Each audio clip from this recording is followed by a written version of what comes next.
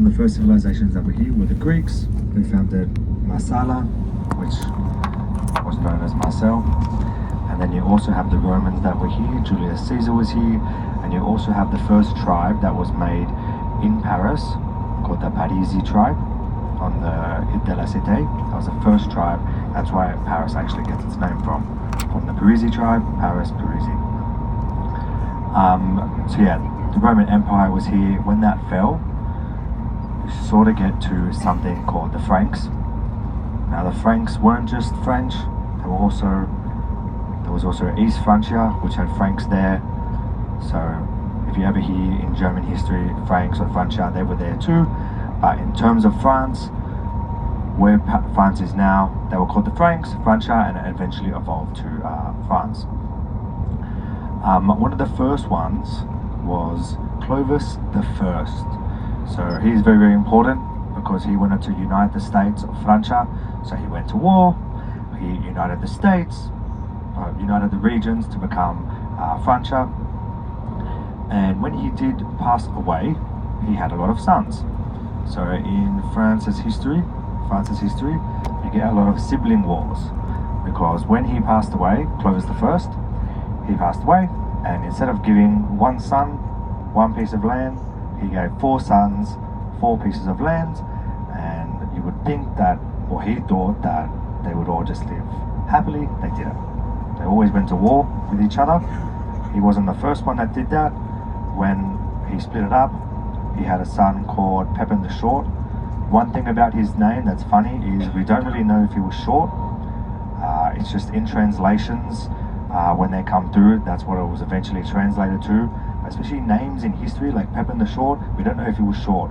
We don't know if that's the right translation. We don't know why he was called that. It could be for many different things. His name was Pepin the Short. He was the son of Clovis the First, and he did something that was very important. He was at war, and he turned to Christianity, turned to Catholics, and he was praying, and he won the war. So he wanted to thank the Catholics, thank the Pope, and what he did, this is called the donation of Pepin. So you all know the Vatican City, right? You all know the papacy. So just so you know, the Vatican City is irrelevant. It's not important. That's just the place where the Pope and the Catholics live. The papacy is what's important. That's the Pope and all the branches under him. That can be anywhere. So what Pepin the Short did, he donated a piece of land in Italy, which is near Ravenna, or it's Ravenna, and it's like a whole piece of land going across Italy. And this was the first time where the Pope had their own land. And if you don't know about the Vatican City, or you don't know about the history of the Pope and the papacy, they were one of the strongest countries in the world. You could say country, but they had their own land. They had up to millions of people in their population, very, very strong, and that is exactly what it started from. And then you get to Charlemagne. You could pretty much call him the King of France, Papa France, Daddy France. Very, very important to French history. Again, he united all those things. He had brothers. His dad tried to split the lands, and they always had fights. At this time as well, you also have East Francia, which sort of becomes Germany. Then you have the North, which is the UK, and you also have Vikings. So the Normans/Vikings, who start occupying basically a little piece of land in the north of France, and they're constantly at wars with each other. You have England or the UK as well, trying to get land. You also have Spain, who has a massive kingdom. They're trying to get land as well. So for a long time, there's constant wars between these countries, regions, whatever you want to call it. Now, what ended up happening was there was a king that died, and he had no heir, and it left the one of the kingdoms up for grabs, basically. Someone from France claimed the kingdom of Spain, and someone from the UK claimed the kingdom of Spain. So this started a constant war, and one of the biggest wars that happened, which is called the 100-Year War. Now, it's called the 100-Year War. It did not last 100 years. I think it lasted like 117 years. So it's a very interesting name. This was when it was pretty much between the French and the English, and they were fighting for Spain because they both claimed it. The French were losing a lot, like a lot. When I say a lot, I mean a lot. Like Even if they outnumbered the English in a battle, like 20,000 to 5,000, the English would lose, say, 1,000 men, and the French would lose 4,000 men or more. It was quite crazy. They kept losing. Losing. Their military was in a mess. They weren't organized. And then in comes a very important person. Who knows? She's a lady, or she was a girl actually. Saint Joan of Arc. So Saint Joan of Arc, if you don't know, she was a 12-year-old girl, 12 or 13-year-old girl, and she could barely read or write, couldn't do any of that. She was from a peasant family. She worked pretty much every single day with her family. The only time that she would get time off from hard work was when they went to church on Sunday. So they were Catholics, they were Christian, and again, she's 12 years old. Don't forget that, it's very important. It's a 12-year-old girl living in the 15th century where women are basically treated horrendous. A woman couldn't walk around. There's constant war. It's during the 100-Year War. Constant war everywhere. You would never walk around alone. I was trying to paint the picture how bad it was, especially for women. Like, you could not walk around alone. Like, something bad would happen. But yeah, she went to church, so they were Catholic, and then one day she started getting visions. That she basically had to go to the French commanders, and she had to lead the French army, and that her mission was to get the French king to be crowned in a specific place. I think it was at Ems, but at that time the English were occupying that land. So that was her mission, to get the King of France to be crowned, and then the war would stop. So she goes on a journey. She gets escorted. So she gets escorted by 6 soldiers to go and see the commander, which everyone is putting their life at risk. Remember, it's constant war. So you look outside, there's people fighting, people dying, dead bodies on the street. Very, very dangerous. So they go there, they go to the commander. The commander has a 12-year-old girl come up to him, and says, basically, yeah, I need to lead the army. This is what you need to do. I have visions from God. Saint Michael came and visited me. And obviously, I don't think anybody would believe her in that point. And he basically told her to go away. So she went away, and she kept having visions. Her dad, in fact, promised her to a man to get married. And at that stage, basically, you would have to do that. At that time, in that point in history, if you were given away to a man, you don't have a choice. Basically, you have to do it. But she said that basically her life was dedicated to God, and she couldn't be given to a man, and that was okay. So she wasn't given to the man, but she wanted to do another meeting with this commander. So eventually what happened was they went there, and only in desperation the French commander let her meet the king, because they were heavily losing. And then when she goes there, what in fact happened was the king, she doesn't know what the king looks like. We didn't have Instagram or anything, so you don't know what people look like. The king, in fact, dressed up in peasant clothes in a crowd, and she, in fact, picked him out from just completely randomly. And she also performed a few things. She knew things that she shouldn't know, like just random things about the battlefield, and something was hidden somewhere, and she found it. So she went through a lot of tests, basically. So in desperation, and because they sort of believed her, she joined the army. And she basically went to one of the battles, and people still didn't believe her there. They treated her like crap. They didn't let her in meetings. At this point as well, she is dressing as a soldier. Now, I don't know, I've read this somewhere, and this is not true, basically. People try to say, and it's funny she was, but people do try to say that she dressed as a man because she identified as a man, and that's totally fine. But the reason why she did this was because she was a 12, 13-year-old girl, and she didn't want people to know that she was a woman, especially walking around, because something that can happen. That's a bit of a conspiracy theory, and it's totally fine she did, but it's just something that is completely made up. There's no historical fact behind it. So she did all of this, and she went to the battleground, and 3 days after she went to that battleground, they started winning. So they started getting faith in her, and you sort of have to understand, she's a 13-year-old girl leading the whole French army. Like, I don't think, like, just to try and understand that, like, especially men, there were no women there, and these people are following her, they start winning. Eventually the king does get crowned, and the king sort of still likes her, but she says we need to push forward, we need to kick the English out. And the king was like, okay, but I'm king now, and you can keep going, but basically if something happens, you're on your own. So she gets captured, and you have to understand as well, even the English, they're Christian, and the French are Christian, and you have this person that has said that they're basically someone who is sent from God. So the English have captured her, and what they're trying to do, they put her on trial to make it seem like she's not this person, not this messenger from God. Because the English don't want to kill her or do anything, because then they'll be interfering with like divine right and all of that. So she gets put on hard trial. She is in prison for a long time. In fact, there's actually minutes on this meeting online, historically. They have to test to see if she's actually dedicated to God. So that's not very nice as well. And they give her rigorous testing, which she passes everything. There's also a conspiracy theory that she tried to kill herself by jumping out the window, which is false. She would never do that, because in the rules of the Bible and God, if you do that, you won't be allowed to get to heaven. So there's a lot of stuff up there when I was doing my research which isn't true. She was just trying to escape.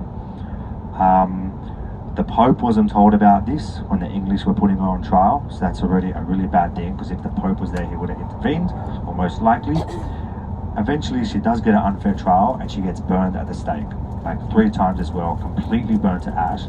And the King of France doesn't go and rescue her, nothing. And she is literally the reason why the French won that 100-Year War. Like, I cannot underestimate, if she wasn't there, they would have lost. They were losing, and they would have lost. A 12 to 13-year-old girl made this happen. And if the French lost that war, we might not be in France right now. That's how important it is, because they were losing and they were getting smashed. The whole of history would have been so different. French would have lost. USA, when they were getting independence from the British, the French helped them. The French Revolution, which changed the whole history of the world, especially in Europe, which I'll go in a bit later, might not have happened. The whole world would have been completely different because of a 12-year-old girl who led the French army. That's how important she is to history, basically around the world. So important. Eventually she did, the Pope found out, and she eventually did become a saint and a martyr. And when they did burn her, they in fact scattered her ashes in the River Seine. Not because it was a nice thing or anything, it was because they didn't want anywhere to become like a place of worship for her. So yeah, that's Saint Joan of Arc. Very important. So yeah, the 100-Year War ends. The French, they're still at war with each other. You have the King Louis, who I haven't mentioned, but there's like 16 of them. Very important. You have Louis XIV, who was the Sun King. He literally thought he was the greatest thing that ever existed. But with the King Louis, and after the 100-Year War up until 1789, you have the royalty and the royals living in the best conditions possible, like the best, which is like 1%, and you have 99% of France basically not being able to eat, people dying of starvation, no water, no food, and people started to get sick of it. This was the birthplace of the French Revolution. Now what happened was, the King Louis, he announced a meeting, and you had something that was going to become the National Assembly, which represented, say, 95% of the population. They were in the meeting, and they got kicked out of the meeting about France, which was so important. And King Louis, they thought they were doing something good when they did that, but when they left, they had their own meeting in a tennis court. They stormed the, I think we're here by the way, I have to finish this later. Alright, so we are here. We'll spend 50 minutes, so we will be back at 12:15. So 12:15 back on the coach. You also all, I think we're going to get that survey soon. I can't remember what time. Have you guys got the survey yet? Or you have? Please don't fill it out. I'm going to talk about it after.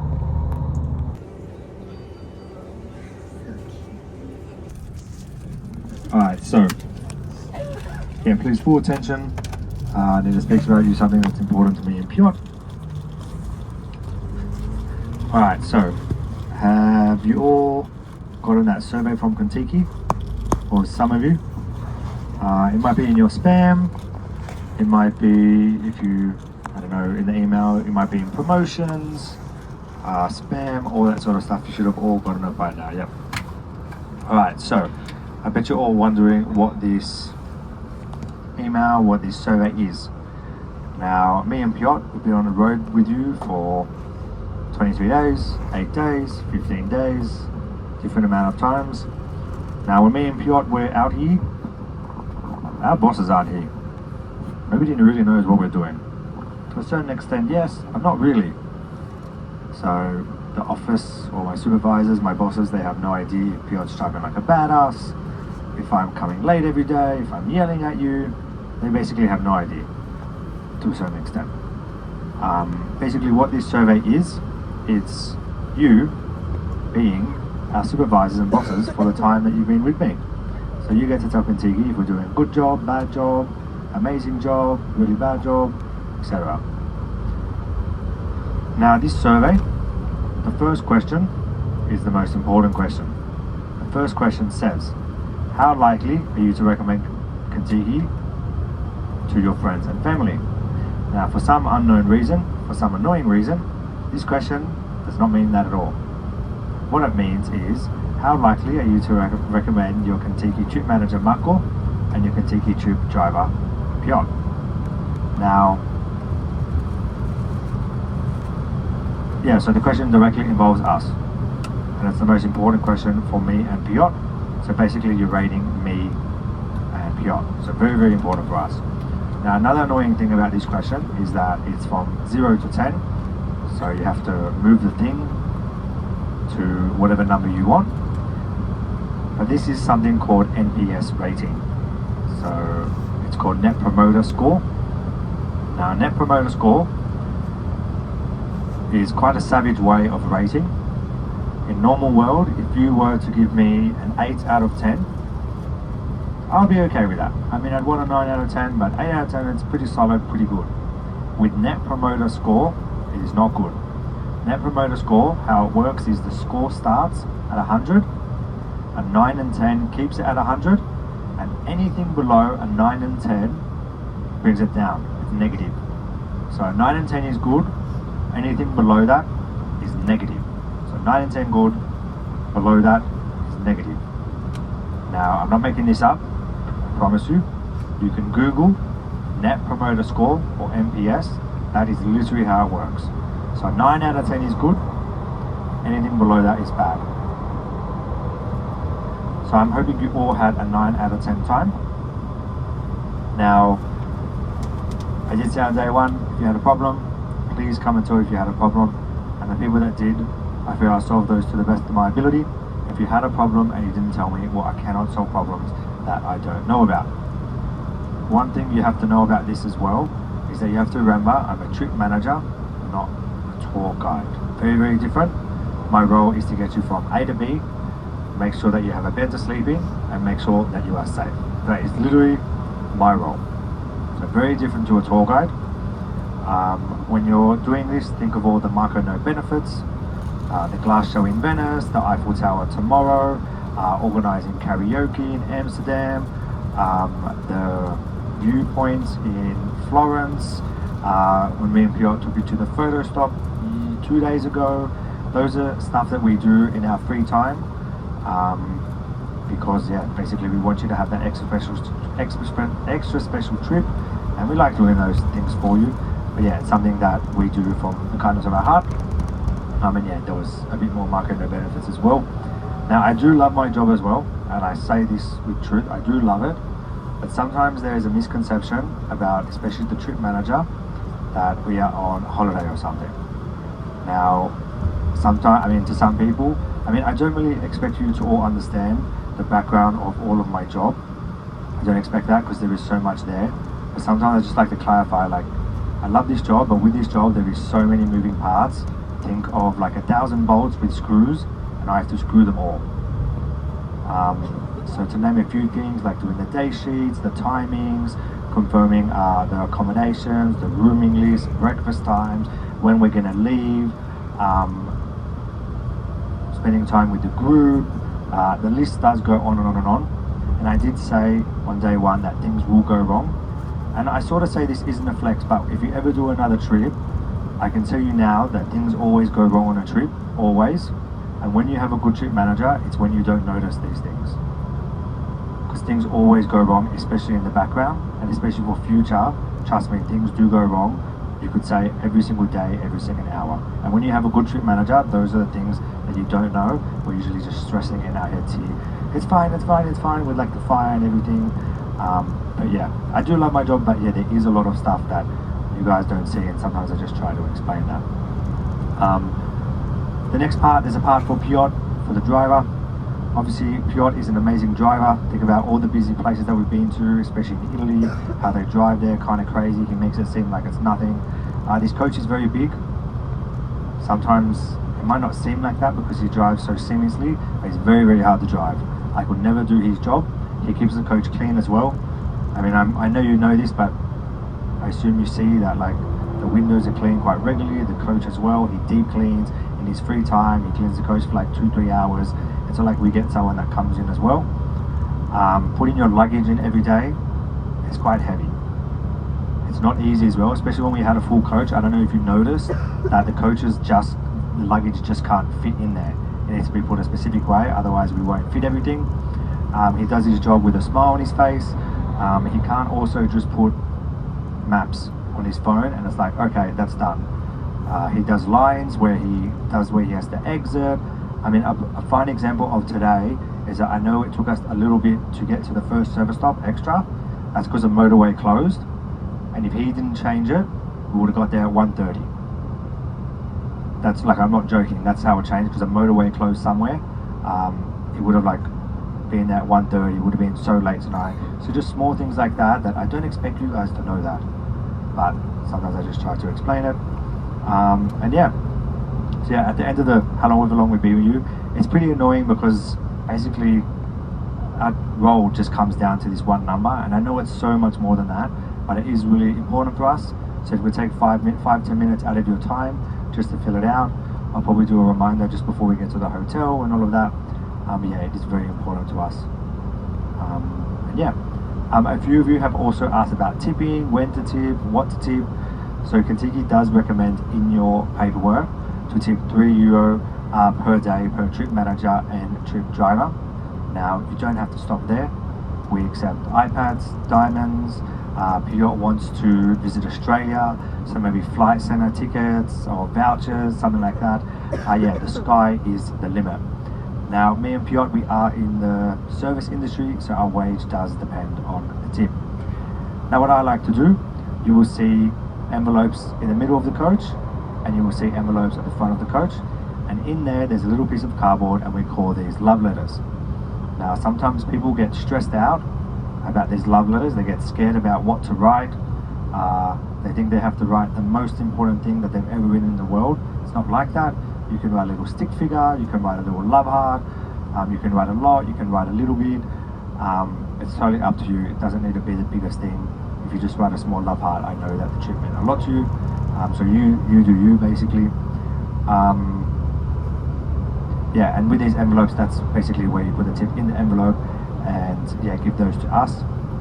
Now, I do have a lot of these. I think I've done like 30-35 trips, and I do keep them all. If anybody wants proof when I go home, I can show you all the love letters that I've gotten. And I do show these to my mum as well. My mum's from Sydney, well, she lives there, and I'm pretty bad with messaging and talking when I'm on trip. So I show her these love letters. I also have a friend that I show now as well, so she likes to read them as well. If you ask us to marry, just so you know, there's a big line for me and Piotr. I mean, Piotr's already married, I'm not married, but there is a line, so you can ask, but you'll just be putting that line at a random allocation. So me and Piotr, we do love each other a lot, but we are not married, so that does mean one envelope for me and one envelope for Piotr. And yeah, the best time to give this to us would be at the hotel. Alright, I'm going to give you around 5-10 minutes, do the survey. If you want me to fill it out for you, just give me your phone. I'm just kidding. If you have any questions about the survey, just ask me. But just yeah, remember 9 and 10 is good and anything else is bad. I'm just gonna start speaking now anyway. Is everyone pretty much done though? Put your hand up if you're still doing it. Okay, okay.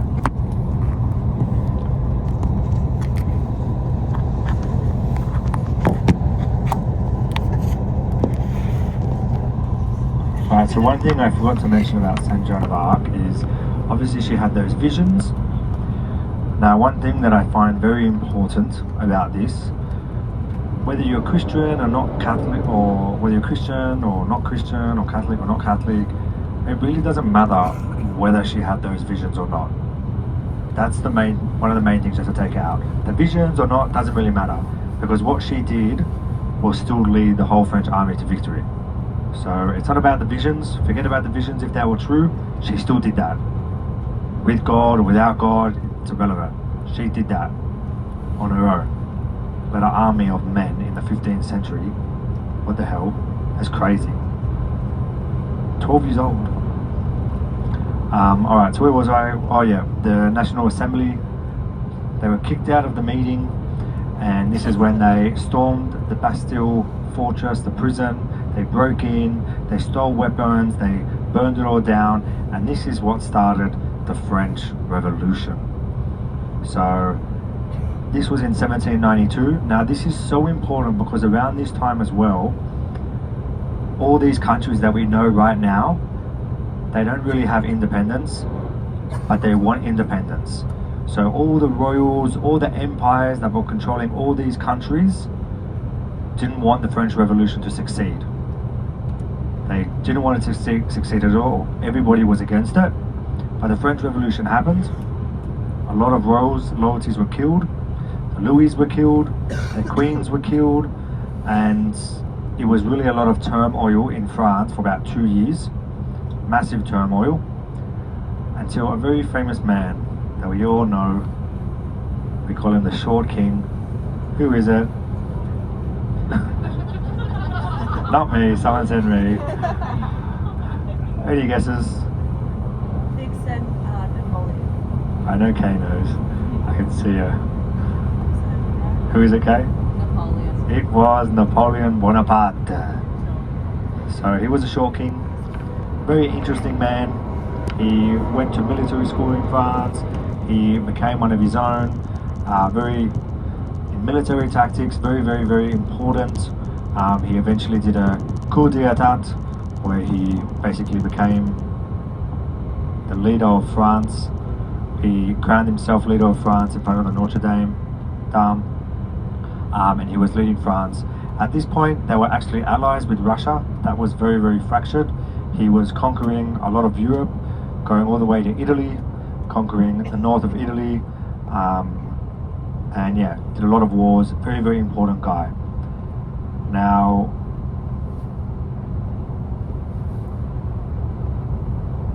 when I said they had a relationship with Russia, sorry, I forgot for a second. He had a relationship with Russia, but that was cracking. And what he did, he wanted to get Russia. So this leads to his biggest downfall. He had around 400,000 troops, and he wants to go conquer Russia. It's meant to be quick. It's very cold in Russia in winter, and Russia's retreating. And one thing that they did that really made the French not succeed was, as they were retreating, they burned everything that they left behind. So food, houses, warm things, everything, they burnt it all, destroying their own country. What that meant is that because they didn't expect this French offensive to last so long, the French started running out of supplies, food. The winter came in Russia, which they weren't prepared for at all. And I think he came back with like 80% less troops. He got exiled to Corsica.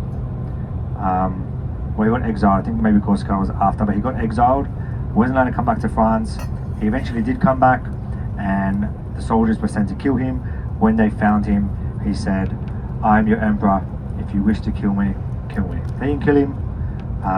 He became the leader again, and he got exiled again. This time he did go to Corsica. He spent 19 years there. Apparently he tried to poison himself as well, but the poison was not potent anymore, so that didn't work, so it was fine. But yeah, he did eventually die there. His Napoleon Bonaparte, his nephew, came a couple of years later. He also did a coup d'etat, took over France the same way his uncle did, and was the leader of France. And he eventually got exiled as well. So the Bonaparte's very, very important in French history. But one thing I want to say about Napoleon, so I told you that the French Revolution was happening. France was in, I can't remember say this, France was in total turmoil, and Napoleon was someone that came and turned that turmoil and brought the country together and led it to power. The French Empire, collapsed pretty much, wasn't so important anymore, and basically even in World War I, they didn't really participate at all because they had so much turmoil in their own country. When Germany did basically come into France, I don't know if you know, France geographically is one of the best positioned countries in the world. In the north they have the sea, in the west they have mountains, in the south they have mountains, in the east they have mountains, except one little small point, which is Belgium. It's all flat there. Guess where the Germans infiltrated? Through Belgium. Now, I forgot to mention, a lot of people, leaders of France, even Napoleon, one of the reasons why they wanted to push back and change their borders was because they knew that was a weakness in their defenses, and they wanted to push it back until there was like some mountains or geographically strong standpoint. And they never did that, so the Germans came through there, they got to France and Paris very, very quickly.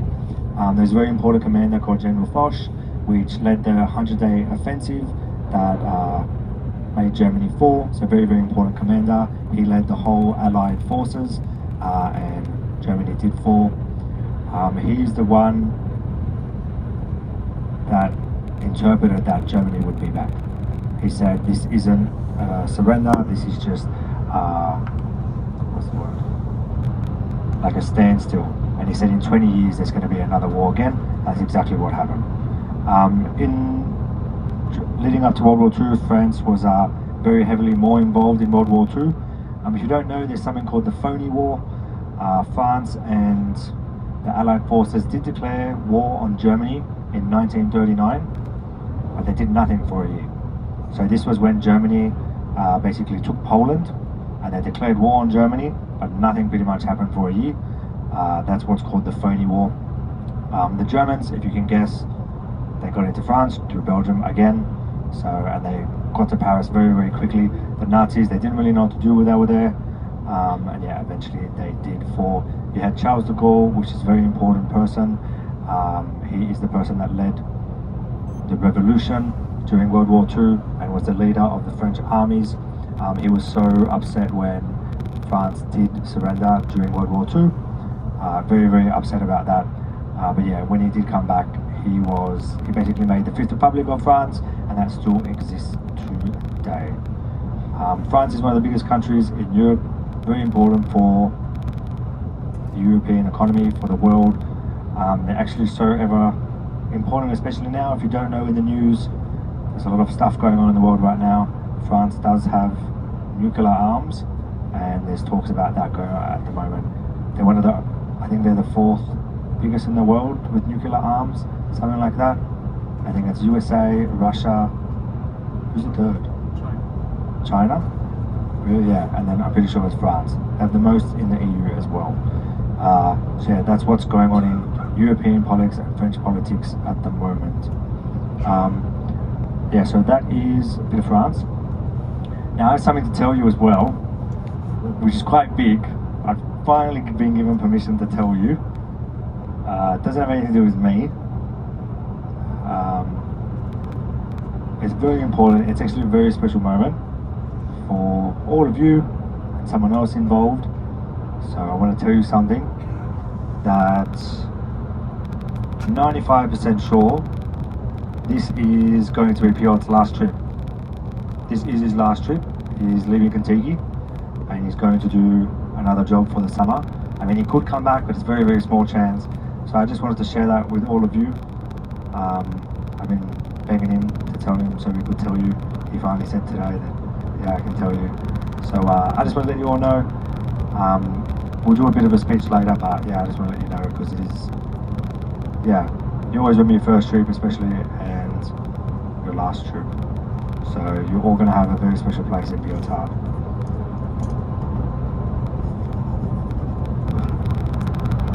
Do you go?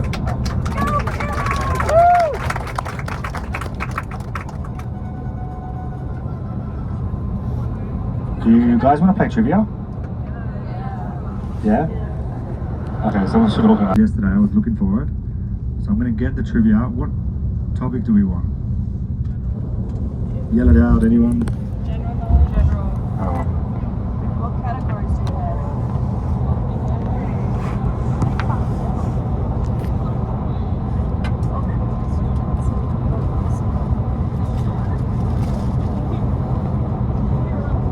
have? Should we do a European trivia?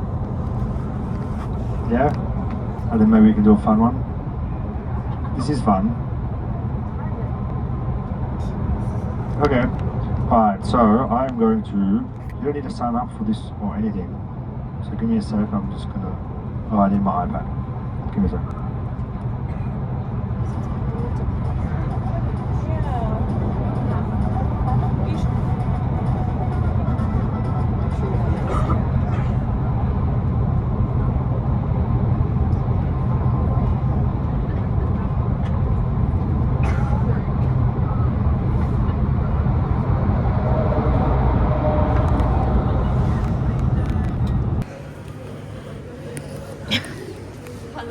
You can buy tomato soup.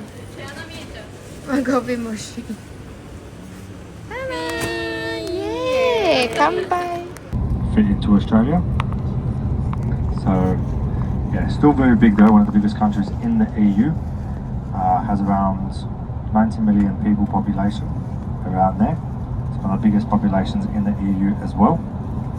And as I told you, it's very good geographically. The north has water, east mountains, south mountains, west mountains.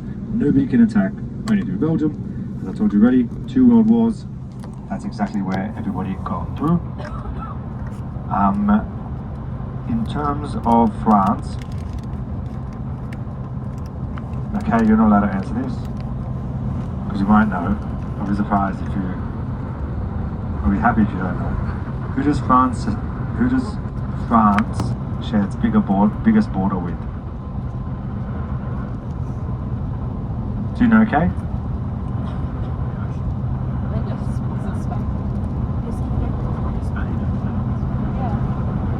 It's not Spain. Is it Switzerland? No. Oh, I don't think you're on the right track. Yes, I got one. It's Brazil. Oh, Yes. Alright, so 95% of France's population lives in France. If you don't know, the French, they colonized a lot. They have overseas territories. Some are independent completely, some are like half independent, and they're also French citizens, and they're part of the European Union. So like New Caledonia, they have French passports. One reason why this is so important is because of EZZ, especially this fishing economic zone. And what this means is when you have a country, you have water around where your country is, and you have those fishing rights. So because France has a lot of these different colonies, they get these fishing rights. They also have a space station in New Guinea, and it's very, very important to the EU because apparently with space, the closer you are to the equator, the better it is to do space projects and launching and all that sort of stuff. And they have the EU has a space station there. 25% of that country's GDP is because of that space station. So it's all very, very important. France is one of the only countries where they're in every single time zone. So yeah, they have a lot of these other countries everywhere.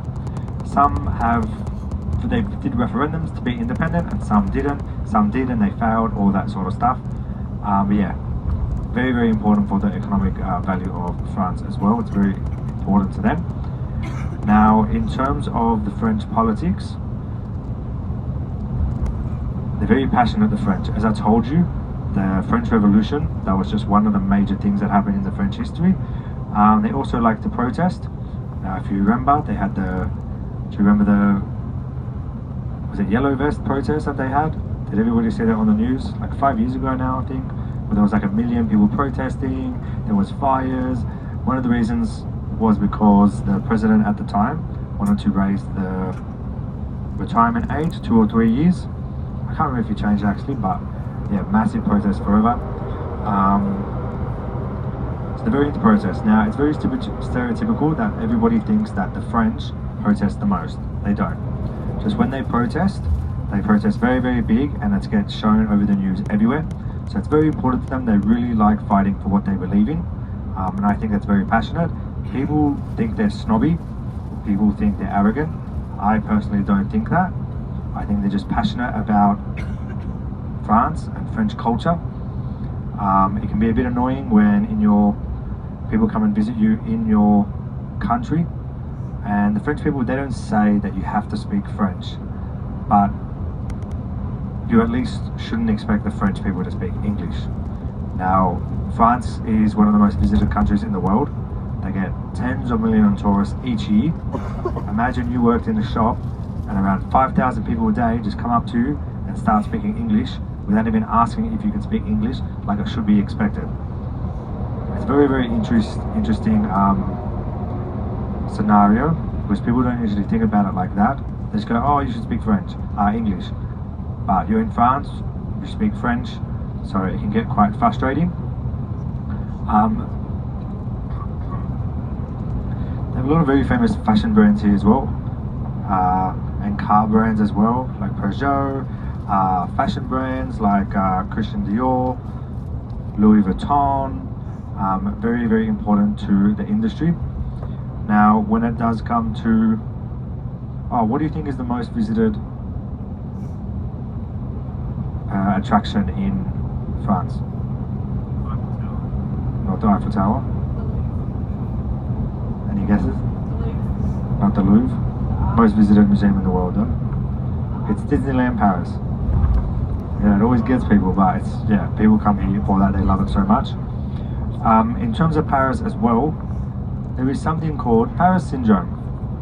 Now, this is very interesting because Paris is an amazing city, but it's definitely not like it is in the movies. There can be rubbish everywhere. It can smell.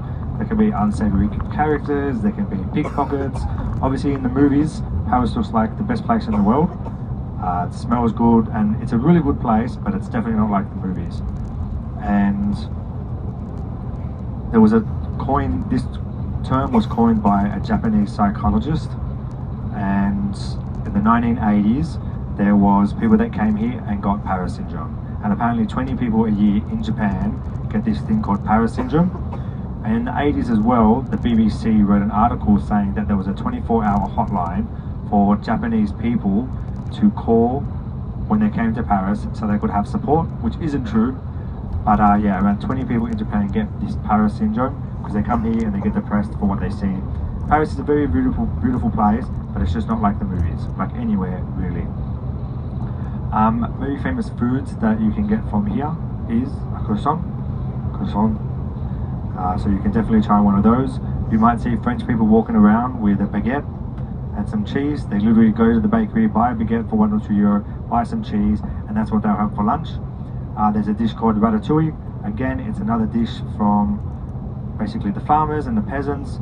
It can be done in different styles, but basically it could be rice with vegetables or just vegetables, pasta with vegetables. It comes in all different shapes and sizes. You can get frog legs. That is something that you can definitely try. It is quite nice. In terms of sweets, you can get a pain au chocolat that is from here. You can get a pain au chocolat. That's very, very yummy here. You can get macarons, which are usually gluten-free as well, which is made from almond milk. It's like not a biscuit, but macarons with almond milk, and in the middle they have a filling. Very, very yummy. Definitely get that while you're here as well. And obviously champagne is from here, not from Paris, but from France. Champagne used to be known as the devil's drink. If you don't know, back in the 14th, 15th centuries, the people that made wine were the churches and the monasteries.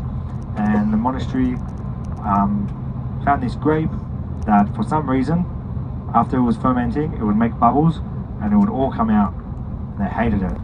They wanted to get rid of the bubbles. They thought it was really bad. They thought it was crappy.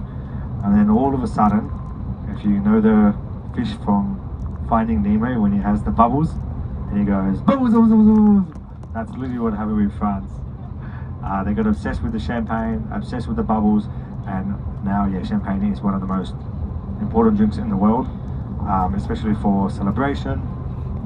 And yeah, it was originally known as the devil's drink.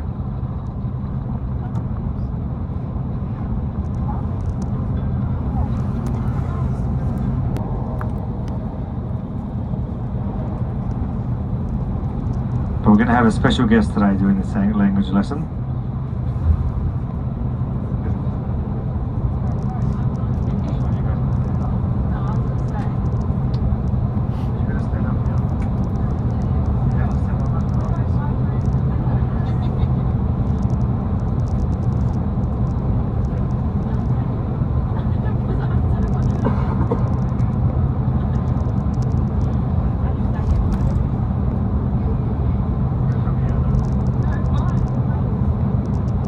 Alright, so we have Holly and Asha who have requested to do the language lesson today. So I've allowed it. So we'll see what happens.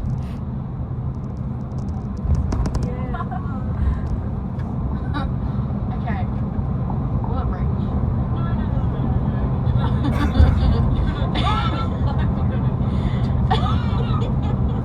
Okay, I'm asking you. Okay. Hello is bonjour. Goodbye is au revoir.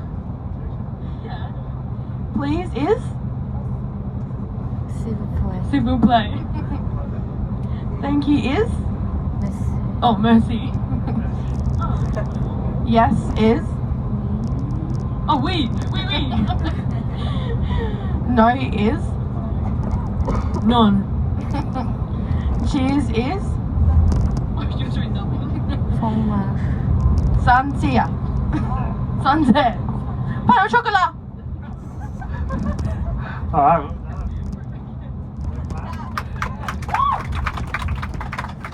Here is merci and cheese is Sante. I didn't say good, so I just corrected. Those two. She said, what did you say? Yeah. Alright, we'll be there soon, everybody. Joke. It's so warm.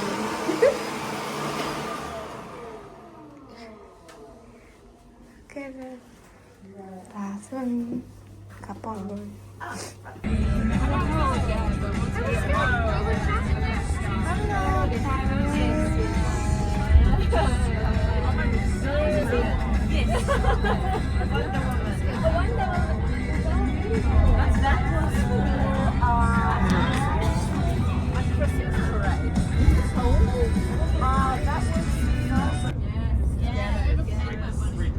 Scammers in a way. Cap, do you mind sitting down for a sec? Sorry. They apparently store these drinks and the food in the sewers and dumpsters. So just be aware of that. That's where they store it. Because they're legal and they're not meant to store it there, but that's where they store it in like bags and keep it there to be cold and all of that. So just be careful if you buy anything, it's most likely stored in a dumpster and a sewer. Okay? From street.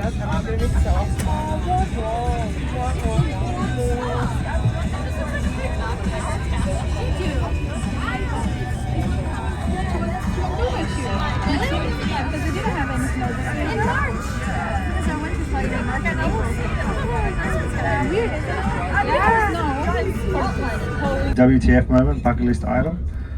So yeah, enjoy it. Up there, otherwise we'd have to walk 15-20 minutes.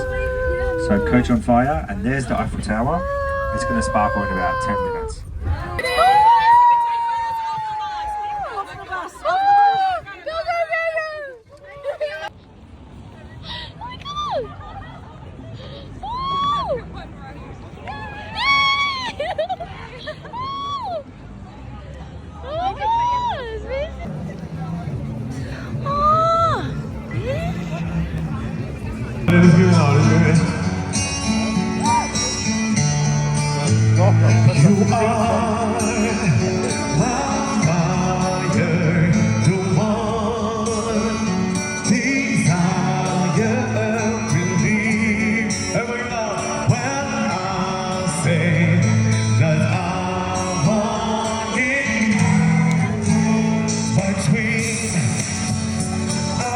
to earth and far. Can't reach you, your heart. When you say that I want it, tell me why ain't nothing but a hurry. Tell me why ain't nothing but a me. Say, tell me why I'm never gonna keep you safe.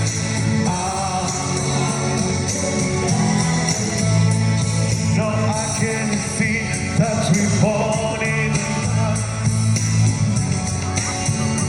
it's too. Yes, I know. Sorry, guys. It's too late that I want it done.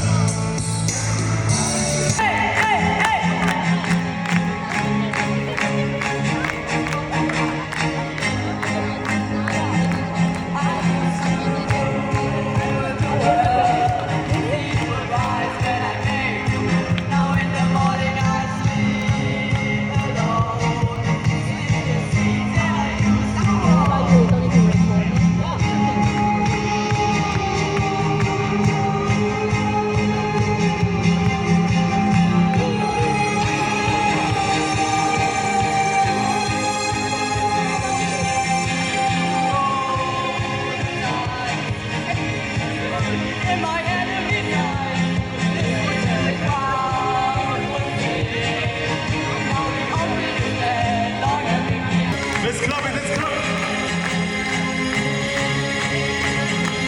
Together. Oh,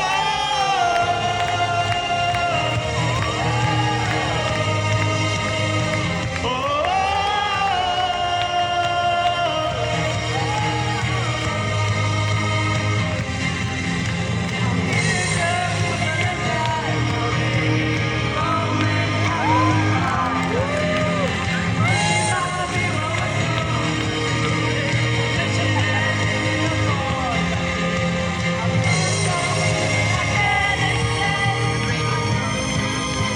Hello everyone. Good day. Today we are from the now we just have had it Fashion Week Paris.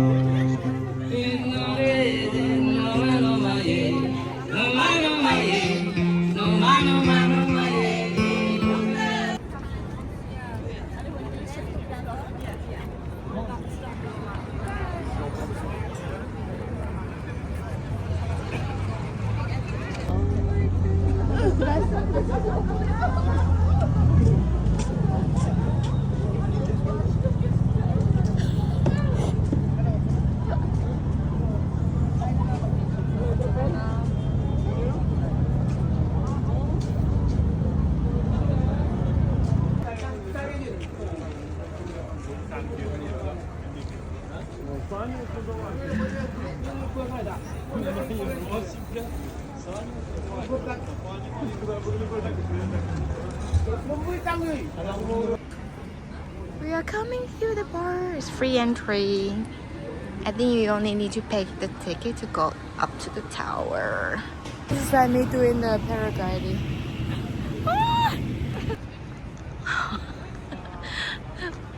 This is the Eiffel Tower, like when you're on the bottom. Jumbo just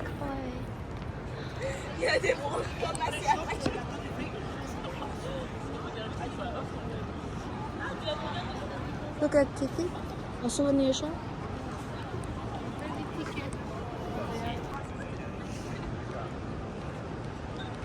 Take a photo from the center.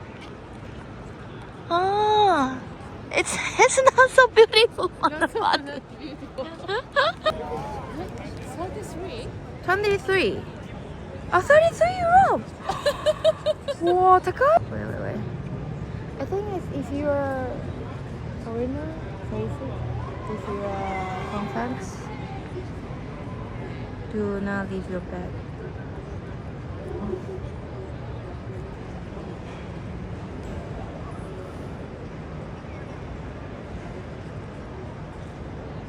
€36. Why?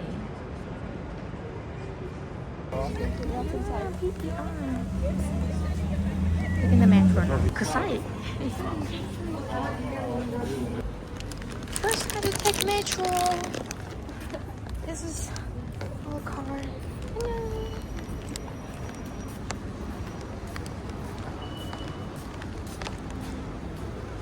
Ready? Yay! Thank you, Marco. Let's go. Duplex. Subway in Paris. Nice and clean. Easy. Let's go.